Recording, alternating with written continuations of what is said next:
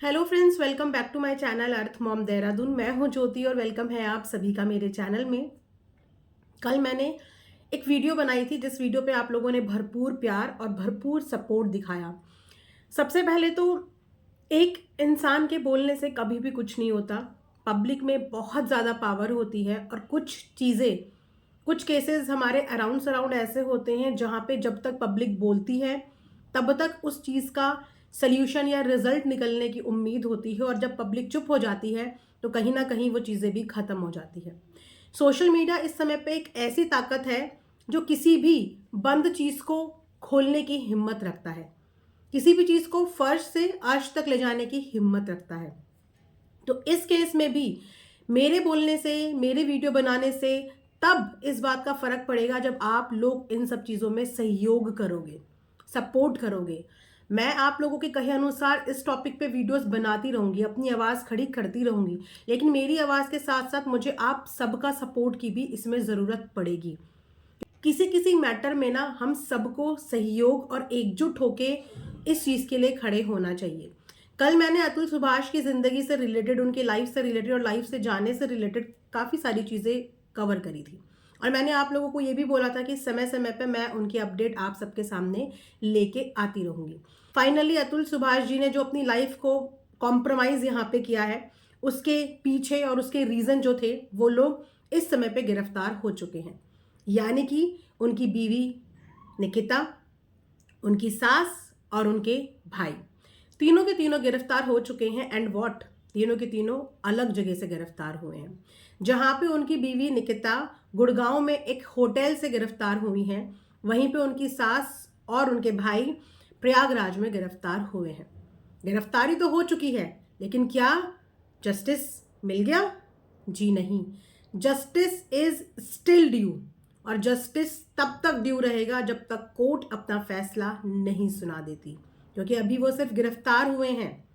उसके बाद वो बेल पे छुट भी जाएंगे और उसके बाद जो केस चलेगा वो कोर्ट में चलेगा, और जस्टिस तब तक ड्यू रहेगा जब तक कोर्ट का फैसला इस चीज़ को लेके नहीं आ जाता।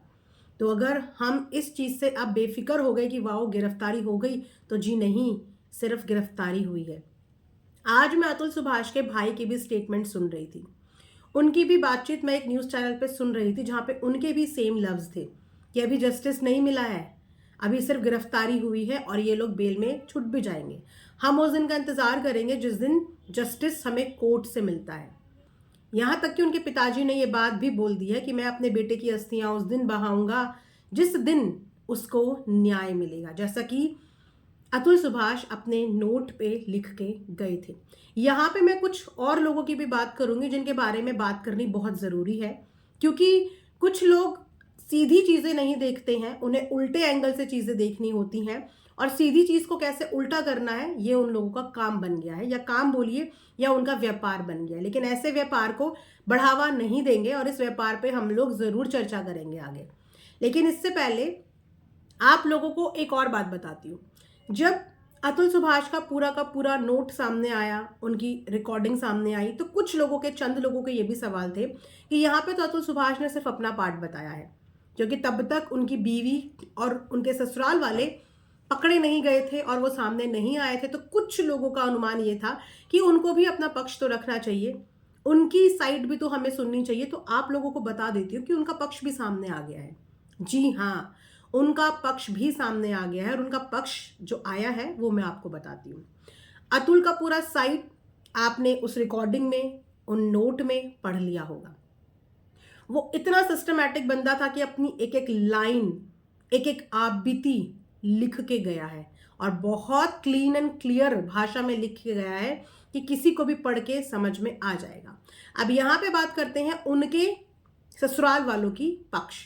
तो उनके ससुराल वालों का पक्ष बताने के लिए कौन सबसे ज़्यादा, आप बोलोगे, ऑथेंटिक इंसान है? वो है उनका लॉयर। जी हाँ, उनका लॉयर। तो जो केस 2022 में अतुल सुभाष के ऊपर उनके ससुराल वालों ने किया था, जिस लॉयर के पास वो केस किया था, उस लॉयर की भी कुछ स्टेटमेंट सामने आई है। वो लॉयर की स्टेटमेंट सामने आई है जहाँ पे उस लॉयर ने बताया कि जब ये केस उन लोगों ने किया तो ये केस था डाउरी का, डोमेस्टिक वायलेंस का, जो अक्सर औरतें करती हैं डाइवोर्स के टाइम। जब भी केस किसी औरत को करना पड़ता है और करती हैं तो सबसे पहले वो यही दो चीज़ें फाइल करती हैं, डोमेस्टिक वायलेंस और दहेज का। तो ये केस सबसे पहले अतुल सुभाष के ऊपर लगाया गया था, जिस केस के लिए फाइट चल रही थी। लेकिन उनके वकील की जुबानी, उनके वकील की बोली हुई स्टेटमेंट के बाद इसके घर वाले वापस से वकील के पास आते हैं और वो कुछ और चीज़ें इसमें ऐड करते हैं, यानी कि कुछ और धाराएं, कुछ और केस को और कॉम्प्लिकेटेड करने के लिए कुछ और चीज़ें बोलते हैं, जहाँ पे वो वकील को कहते हैं कि हमें इसमें और भी केसेस फाइल करने हैं, यानी कि हमें एक अननेचुरल डैश का केस भी इसमें फाइल करना है, प्लस हमें इसमें वो केस भी फाइल करना है जो कि एक नेचुरल DEATH थी। वो थी निकिता के पिताजी की। निकिता के पिताजी हार्ट अटैक की वजह से ये दुनिया छोड़ के चले गए थे, लेकिन उनकी फैमिली वो वाला भी सारा का सारा बम जो है वो अतुल के सर पे फोड़ना चाहती थी। उनके हार्ट अटैक का रीज़न वो अतुल को ठहराना चाहते थे कि डिप्रेशन की वजह से उनके फादर जो हार्ट अटैक से गए थे, उसका रीज़न था अतुल सुभाष। हालांकि अतुल सुभाष अपने नोट पे ये बात लिख के गया है और इस बात को वेरीफाई कर दिया है उनकी बीवी के वकील ने। तो जब उनकी बीवी की फैमिली ने जाके लॉयर के सामने ये बात रखी कि हमें ये दो चीज़ें भी इसमें ऐड करनी है, जिस पे लॉयर समझ गए कि अब ये एक फॉल्स केस यहाँ पे दर्ज कराना चाहते हैं, एक फॉल्स एलिगेशन लगाना चाहते हैं, तो वहाँ पे उस लॉयर ने इनको मना कर दिया कि ये पॉसिबल ही नहीं है, ये तो एक फॉल्स एलिगेशन है जो कि शायद कोर्ट में खारिज हो जाएगा। उन्होंने ये चीज़ें ऐड ऑन करने से मना कर दिया। उसके बाद उन्होंने अपना लॉयर चेंज कर लिया था और जो नया लॉयर उन्होंने रखा उसमें उन्होंने 9 केस फाइल करे थे, जैसे कि आपने लेटर में पढ़ा। तो जो पहला लॉयर था ना, वो इनकी झूठी केस मक्कारी समझ गया था कि ये पहले जिस चीज़ के लिए आए थे, बाद में इन्होंने पूरी चीज़ें चेंज कर दी और सामने वाले को परेशान करने के लिए उस पर फॉल्स एलिगेशंस और चीज़ें थोपनी शुरू कर दी थी, जिसके फेवर में वो नहीं थे। इसीलिए उन्होंने साफ मना कर दिया और उनके केस को वहीं पे उन्होंने छोड़ दिया। हालांकि ये जो एलिगेशन है ना, ये कोर्ट में जज ने खारिज कर दिया था, क्योंकि उनके फादर की जो हुई थी वो एक नेचुरल चीज़ थी, हार्ट अटैक की वजह से। उसका रीज़न अतुल सुभाष नहीं थे। तो ये आ गया है उनके लॉयर का पक्ष, जो कि निष्पक्ष था। अब इसके बाद हम बात करते हैं उन कुछ चुनिंदा मीडिया वालों की बोलूं, क्योंकि मैं देख रही थी और आपने भी बहुत देखा होगा, एक लेडी की बातें बहुत वायरल हो रही हैं इस समय पे। उस लेडी ने क्या स्टेटमेंट दिया है कि पैसा पैसा पैसा पैसा कर रहा था, इतना पैसा अपने ट्रीटमेंट पे लगा लेता, अपनी थेरेपी पे लगा लेता तो ऐसा नहीं होता। जो स्टेटमेंट बहुत तेजी से वायरल हो रहा है और इस चीज़ पे वाद और विवाद भी चल रहा था। और शायद जिन्होंने ये चीज़ें इतनी फ्लो में मजाक में बोल दी, उन्होंने इस बात की गहराई को समझा नहीं। जैसे कि मैंने अपनी पिछली वीडियो में भी ये बात खड़ी करी थी, क्या आपको कहीं से भी अतुल सुभाष डिप्रेशन के मरीज लग रहे थे? एक सिस्टमैटिक बंदा जो अपनी हर एक लिस्ट इतनी क्लियर तरीके से लिख के गया हो कि उसके जाने के बाद उसकी फैमिली को या उससे जुड़े हुए लोगों को किसी भी तरीके की परेशानी ना हो, हर एक चीज़ वो लिख के गया, हर एक चीज़ बता के गया। एक इंसान जो डिप्रेस होता है ना, वो इतना सोच समझ नहीं पाता। एक इंसान जिसको थेरेपी चाहिए होती है ना, उसका दिमाग इतना नहीं चलता। अगर उसे कुछ करना होता है तो वो ऑन द स्पॉट चीज़ें कर लेता है। वो ये नहीं सोचता कि मैं इस दुनिया से जाने से पहले सबकी प्रॉब्लम का सल्यूशन लिख के जाऊं। इतना दिमाग नहीं चलता। वो एक इंजीनियर था, AI इंजीनियर। कोई छोटी मोटी पोस्ट नहीं होती हैं। AI इंजीनियर का काम ही दिमाग का होता है, कोडिंग डिकोडिंग यही उनका काम होता है। लेकिन वो इंसान परेशान हो गया था क्योंकि वो प्राइवेट सेक्टर में जॉब करता था। बार बार केस के लिए उसको जौनपुर भागना पड़ता था, उसका काम इम्पैक्ट हो रहा था और जितनी उसकी औकात नहीं थी उतने का एलिमनी उस पर थोप दी गई थी। कोर्ट कचहरी जिन्होंने एक्सपीरियंस किया होगा उनको पता होगा कि पानी की तरह पैसे बहते हैं। जस्टिस तो मिले जब मिले, लेकिन पानी की तरह पैसा निकलता है इंसान का। इसीलिए बोला जाता है कि डॉक्टर और कोर्ट कचहरी का चक्कर तो भगवान किसी दुश्मन को भी ना दिखाए। जितने का उस पर क्लेम किया गया, क्या उसके पास इतना पैसा था? जो 3 करोड़ उससे मांगा गया, क्या उस इंसान के पास 3 करोड़ थे? उसका फाइनेंशियल बैकग्राउंड बिना चेक करे हुए, उसकी कैपेसिटी बिना चेक करे हुए कैसे जज ने इस चीज के लिए हामी भर दी? तो कौन गलत है यहाँ पे? आप मुझे बताइए कि इन सब चीजों का जिम्मेदार कौन है? निकिता, उसके परिवार वाले, अतुल, पब्लिक, समाज, लॉयर, जज? कौन है इसके अपराधी? कौन है इस चीज के जिम्मेदार? इस चीज का जिम्मेदार है सिर्फ एक चीज, वो है सिस्टम। वो है हमारा सिस्टम, जिस सिस्टम में नो डाउट महिला के लिए बहुत नियम कानून बनाए गए हैं, फास्ट फॉरवर्ड नियम कानून बनाए गए हैं, क्योंकि वाकई में बहुत सारी महिलाओं पे जेन्युइनली अत्याचार होते हैं। इसीलिए उनको थोड़ा सा ऊपरी स्तर देके उनके लिए चीज़ें फास्ट फॉरवर्ड में की गई हैं। महिला आयोग, महिला थाना, हर चीज़ की फैसिलिटी एक औरत को न्याय दिलाने के लिए दी गई है। लेकिन फिर क्या ये समानता है? क्या फिर ये जो मर्द हैं उनके साथ समानता है? या हमारा जो संविधान, जो हमारा भारतीय देश बोलता है कि सब समान है, सब समान है, लेकिन यहाँ पे समानता कहाँ है? समानता नहीं है। क्योंकि अगर समानता हमारे सिस्टम में होती, हमारे संविधान में होती, तो शायद जिस भाव से उस जज ने निकिता को देखा, उसी भाव से वो जज उस लड़के को भी देखता, उसकी भी मनोस्थिति समझता, उसकी भी दशा समझता, और शायद अच्छे से उस केस को केस स्टडी करता, किसी को इस हद तक मजबूर नहीं करता।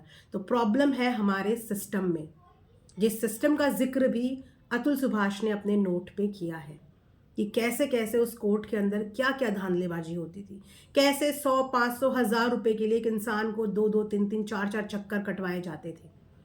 अगर किसी के पास ये पैसा नहीं है तो क्या उसको जस्टिस कभी मिलेगा ही नहीं? उसका जिंदगी भर का जस्टिस ड्यू रह जाएगा। अगर किसी के पास इस जस्टिस के लिए, इस भागदौड़ के लिए, लड़ने के लिए पैसा नहीं है, तो उस इंसान का जस्टिस तो जिंदगी भर के लिए ड्यू रह जाएगा। तो क्या ऐसे सिस्टम में बदलाव की ज़रूरत है?